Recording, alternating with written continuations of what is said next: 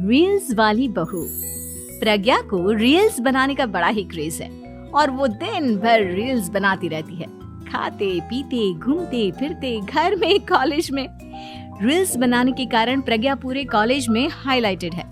जहां उसकी रील्स सभी को पसंद आते हैं, वहीं मनीषा चिंता में डूबी रहती है। एक रोज जब खाते हुए प्रज्ञा रील्स बना रही होती है, तब मनीषा कहती है, 1 मिनट भी चैन नहीं है इस लड़की को। ये नहीं कि खाना तो आराम से खा ले, लेकिन नहीं, अरे थोड़ी देर रील्स नहीं बनाओगी तो आसमान नहीं टूट पड़ेगा। अरे मम्मी, इसी को तो कहते हैं डिटर्मिनेशन। तुम नहीं समझोगी ये सब। भगवान, इस लड़की को सद्बुद्धि दे। जब देखो तब टेढ़ा बाका मुंह बनाती रहती है। मनीषा की बात का प्रज्ञा पर जरा भी असर नहीं होता और वो खाते खाते रील्स बनाती रहती है। दिन बीतने लगते हैं और देखते देखते प्रज्ञा का कॉलेज भी खत्म हो जाता है। आए दिन कोई ना कोई मनीषा को प्रज्ञा की शादी करवाने का सुझाव दे जाता है। सब ठीक ही कहते हैं, प्रज्ञा की शादी कर देनी चाहिए। अपने घर के काम काज में व्यस्त हो जाएगी तो खुद ही ये रील्स और नाच गाना बंद हो जाएगा। मनीषा और प्रेम प्रज्ञा के लिए एक अच्छा लड़का ढूंढने लगते हैं और तभी विकी का रिश्ता प्रज्ञा के लिए आता है, जिसने प्रज्ञा को उसकी रील्स देखकर पसंद कर लिया था। अगले दिन विकी अपने माता पिता के साथ प्रज्ञा के घर पहुंच जाता है और प्रज्ञा साड़ी पहने हाथों में चाय की ट्रे लिए उनके सामने आती है।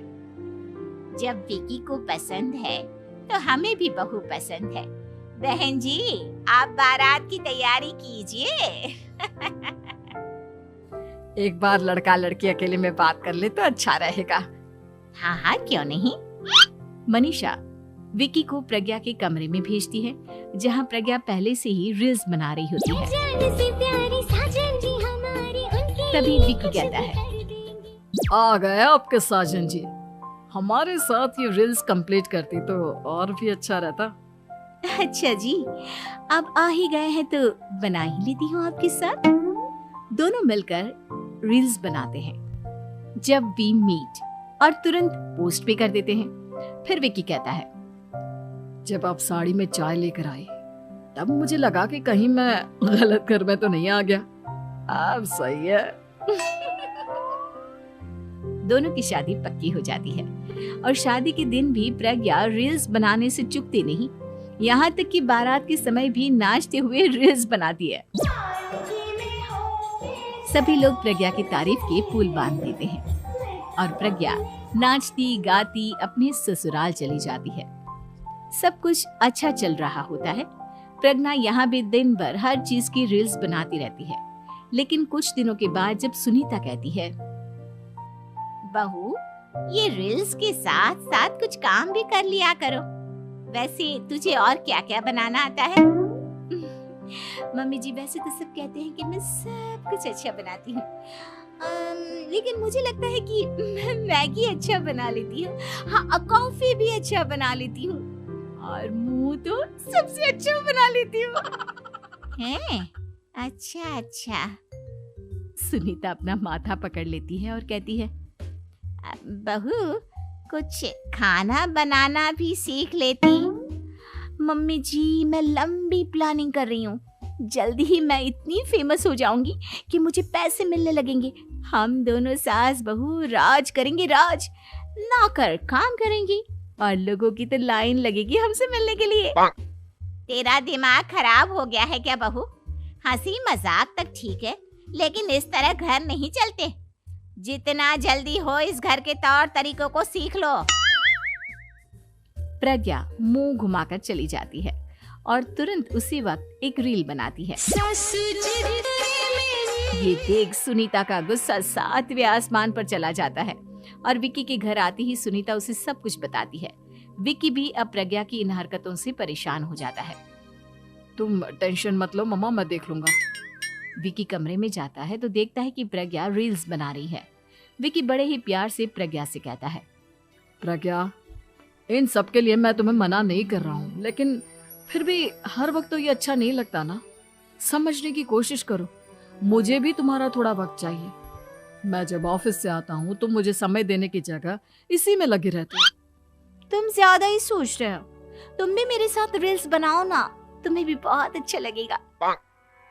तुम्हें इज्जत से कोई बात समझ में नहीं आती क्या? दिमाग खराब हो गया है तुम्हारा इस चकाचौंध से। अगर तुमने अपना रवैया नहीं बदला तो मैं तुमसे दूर चला जाऊंगा। तुम ही रिश्ता लेकर आए थे, मुझे लड़कों की कमी नहीं थी और ना आज है। विकी दरवाजा पटक कर चला जाता है। धीरे धीरे विकी प्रज्ञा से दूर होता जाता है। एक रोज मनीषा प्रज्ञा के ससुराल उससे मिलने जाती है। तब सुनीता उससे कहती है, बहन जी, अब आई हैं तो कुछ दिन यहाँ रहकर जाइएगा, आप ही का घर है। हाँ मम्मी, बहुत दिन हो गए तुम्हारे साथ एक भी रील नहीं बनाई मैंने। प्रज्ञा तुरंत अपने फोन में रील्स ऑन कर लेती है। ये सब मुझसे नहीं होता। तेरा ये भूत अभी तक नहीं उतरा क्या? बहन जी, आप कुछ कहती नहीं क्या इसे?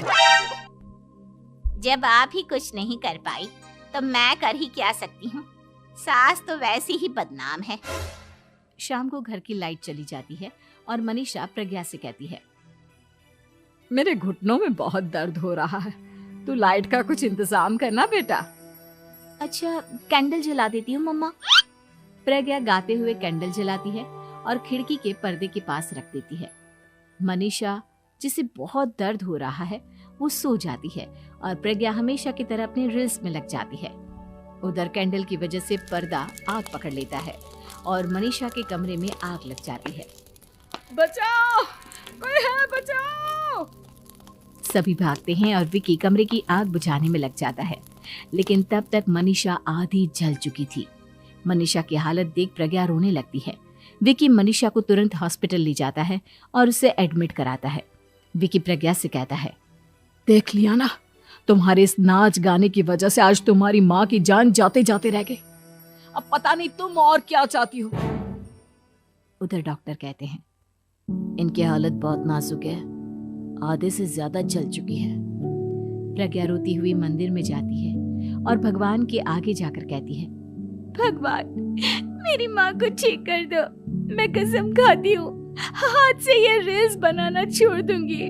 बस मुझे मेरी माँ वापस मिल जाए। 2 दिन बीत जाते हैं और मनीषा खतरे से बाहर आ जाती है। पेशेंट अब ठीक है, आप लोग उनसे मिल सकते हो। सब कोई मनीषा से मिलता है और प्रज्ञा सबके सामने अपना फोन तोड़ देती है। मुझे माफ कर दो मम्मा, मैंने तुम लोगों की बातों को नजरअंदाज किया। बेटा, कोई भी चीज जरूरत से ज्यादा खराब है। मैंने तुम्हें रील्स बनाने से कभी मना नहीं किया, लेकिन हर वक्त एक ही चीज तो सही नहीं है। मैं समझ गई हूँ मम्मा, आई एम सॉरी। प्रज्ञा उस दिन से रील्स बनाना छोड़ देती है और पूरी तरह से अपने घर में लग जाती है।